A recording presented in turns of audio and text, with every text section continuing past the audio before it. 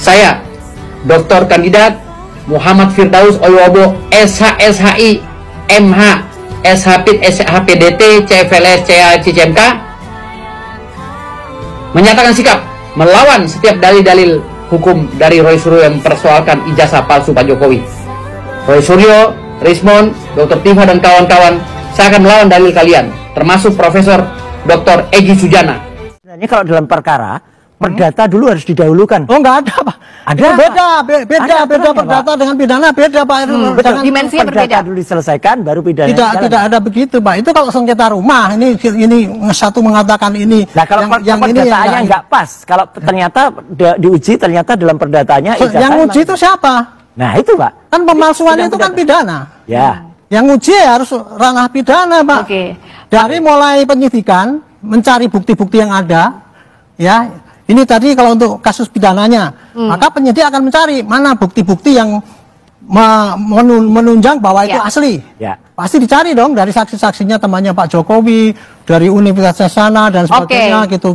Kumpulkan semua. Kemudian yang menentang, yang tadi diomong-omongkan di sini, semua ditampung polisi, diberkas sampai segini, nanti dikirimkan ke kejaksaan. Pak, ini loh, ini kira-kira bisa nggak dipakai tuntutan?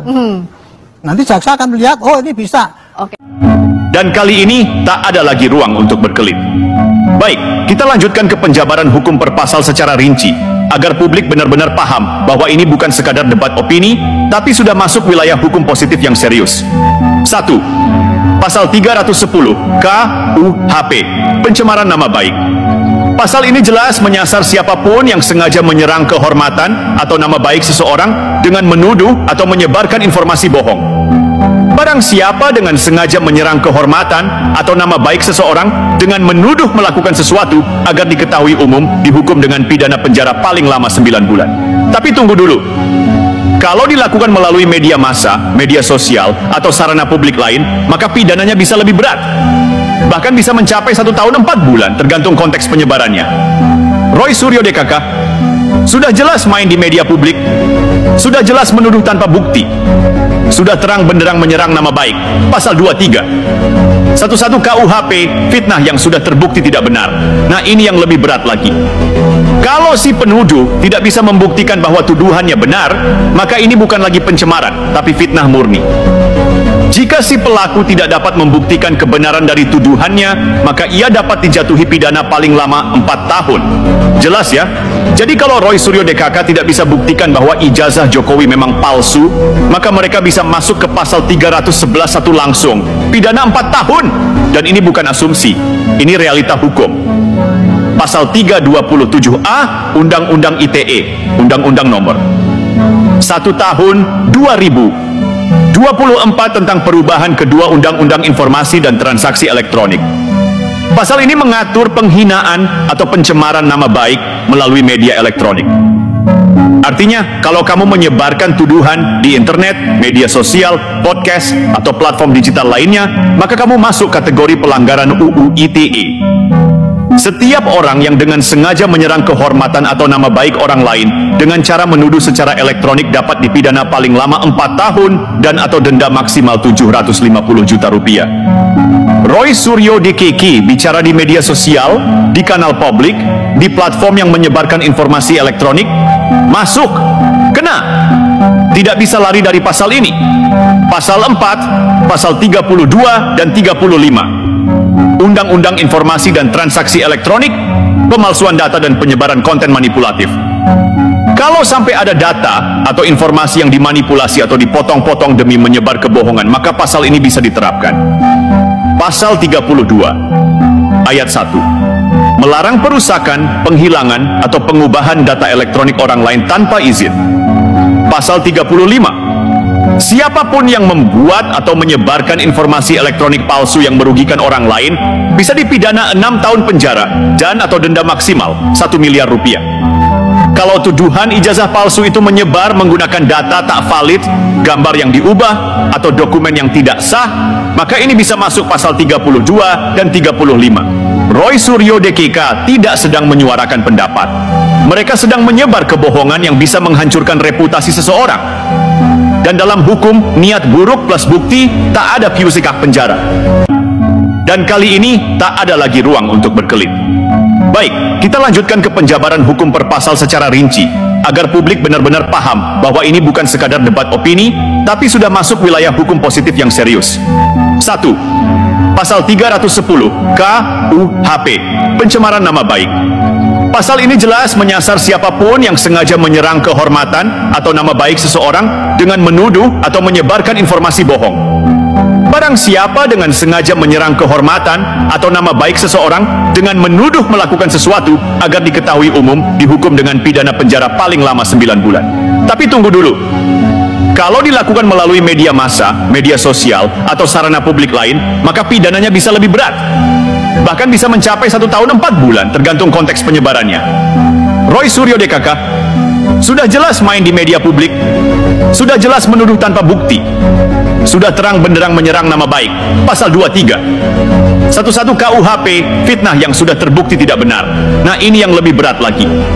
Kalau si penuduh, ia dapat dijatuhi pidana paling lama 4 tahun. Jelas ya?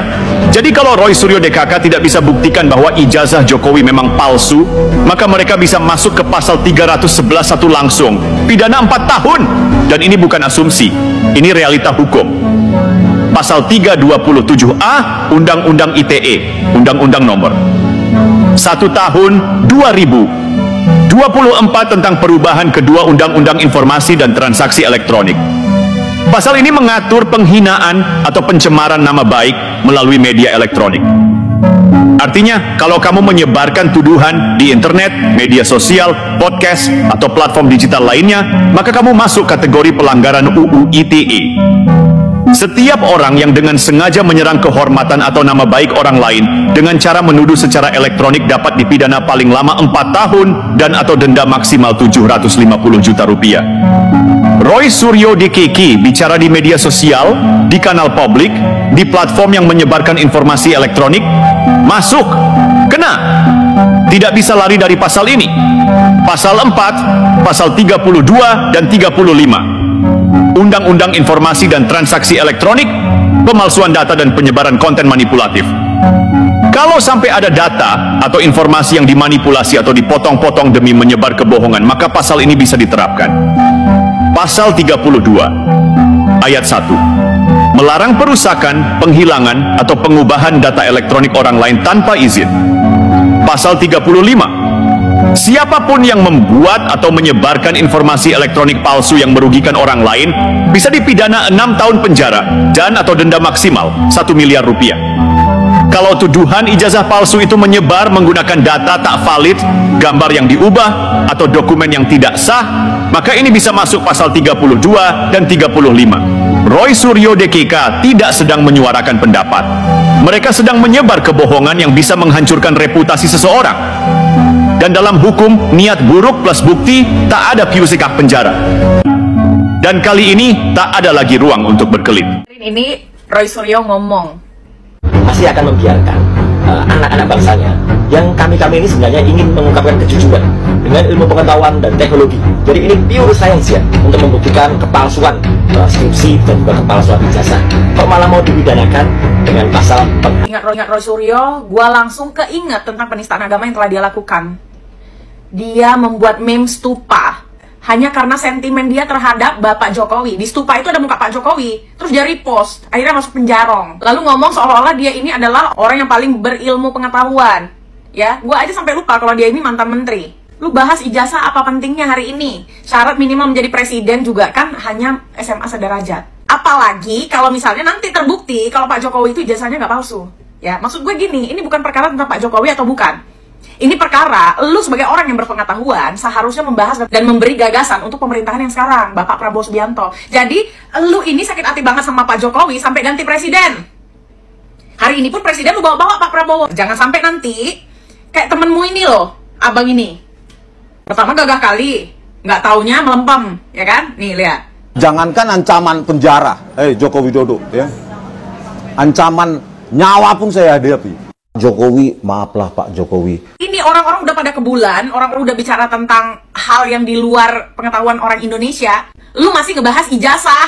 Apa pentingnya ijazah? Universitas tertua, bermarwah dan bermartabat tercoreng oleh karena, mohon maaf, Universitas Gadjah Mada, universitas tertua, bermarwah dan bermartabat, tercoreng akibat ulah alumninya seperti ini.